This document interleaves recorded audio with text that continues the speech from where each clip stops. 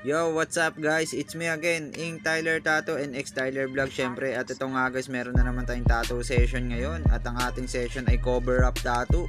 Tingnan nyo naman guys kung gaano kalaki ang atin i-cover sa kanyang tattoo. At itong ating client guys ay walk-in nga pala dito sa akin sa bahay. At ang ating client ay taga SM Sukat. Dinayo pa tayo nito sa Antipolo para lang makapagpatattoo sa akin syempre.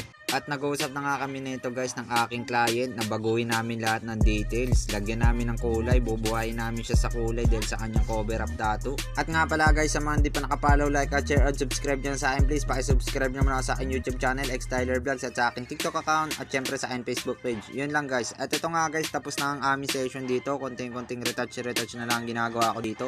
Nagumpisa nga pala kami guys alas 6 ng gabi at natapos nga pala kami nito alas 4 ng madaling araw. Napakatibay ng aking client. At ito na nga guys ang kabasan ng ating tattoo session ngayon. Napaka-solid ng kanyang design. Marami tayong binago sa kanyang details at sa mga kulay.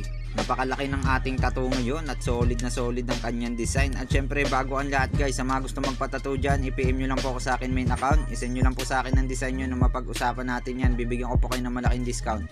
PM for more deals, we accept GCash payment. We open for walk-in, schedule, home service at sa service fee. Depende po sa layo ng location nyo. Yun lang guys, shout out, peace out, X Tyler. Woo!